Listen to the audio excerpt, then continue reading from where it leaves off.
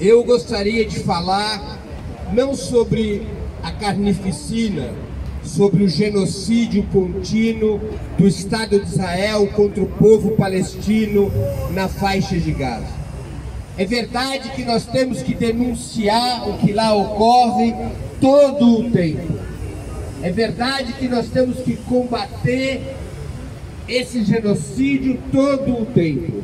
Mas eu quero dirigir minha palavra a um outro tema relacionado ao que ocorre na Palestina, que é a valentia da resistência palestina, que é a impressionante capacidade do povo palestino e dos seus grupos insurgentes em enfrentar um dos exércitos mais poderosos da terra. O que faz hoje o povo palestino na resistência ao Estado de Israel e na resistência aos aliados do Estado de Israel, especialmente dos Estados Unidos, essa resistência do povo palestino deve servir de exemplo e esperança para todos nós. Quando um povo se insurge contra a dominação colonial, é uma luz no horizonte dos demais povos. É verdade que nós temos que chorar e nos indignar com as milhares e milhares de mortes na Palestina, mas nós também temos que nos animar com a resistência do povo palestino.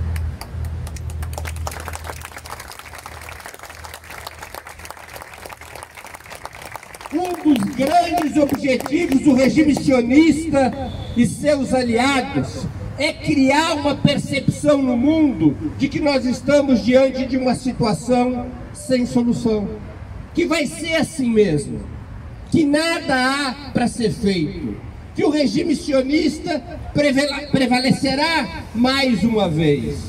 Um dos objetivos do regime sionista e dos seus aliados é nos encher de desesperança, de desânimo, para que todos nós desistamos da luta e da solidariedade ao povo palestino. E nós temos que combater esse sentimento de desânimo que querem incutir em todos nós. E a melhor maneira de combatermos esse desânimo, a melhor maneira de nos darmos conta de que essa luta será vitoriosa, é olharmos para a valentia, para a coragem e para a inteligência política da resistência palestina, do povo palestino e dos seus grupos insurgentes. A resistência palestina,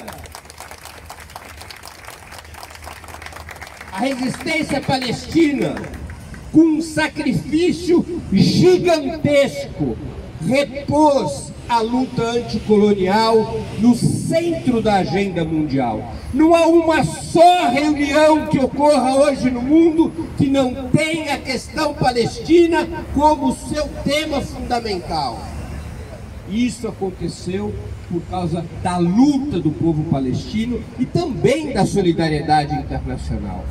Aqueles que aqui entre nós têm os cabelos brancos hão de se lembrar que jamais nós assistimos uma mobilização solidária deste porte desde a guerra do Vietnã.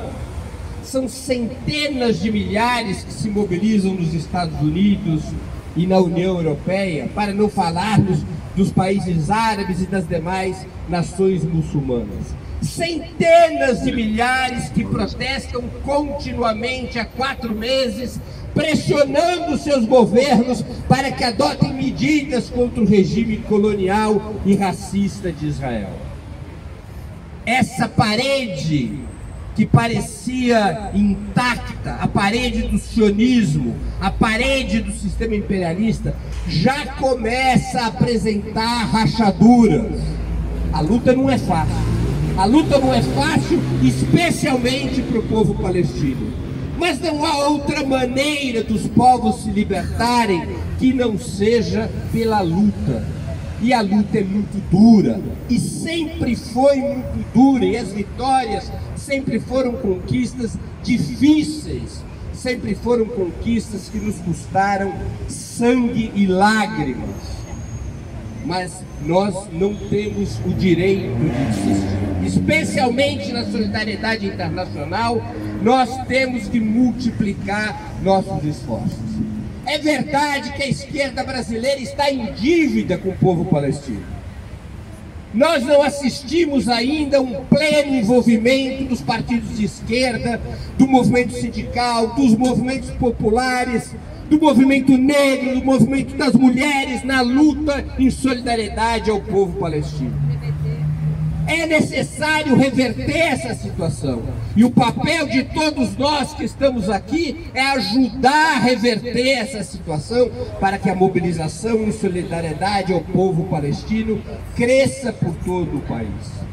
Nós devemos apoiar as firmes declarações do presidente Lula em denúncia ao genocídio praticado contra o povo palestino, em denúncia ao terrorismo de Estado praticado por Israel, mas além de apoiar essas declarações do presidente Lula e repercuti-las ao máximo, especialmente nesse momento em que as forças sionistas e de direita o combatem exatamente por causa dessas declarações, além de apoiar essas declarações, nós devemos demandar ao governo do presidente Lula que está na hora de medidas práticas contra o Estado de Israel. É necessário, para começo de conversa, romper com os acordos comerciais que existem com o regime sionista, especialmente na área de segurança e defesa nacional.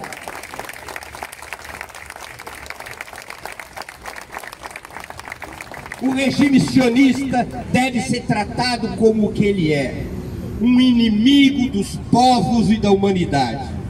O regime sionista deve ser tratado como no passado foi tratado o regime do apartheid na África do Sul. Ou foi tratado o fascismo, ou foi tratado o nazismo. Varrer o regime sionista não é apenas essencial para a luta do povo palestino. Varrer o regime sionista é essencial para libertar os judeus dessa praga.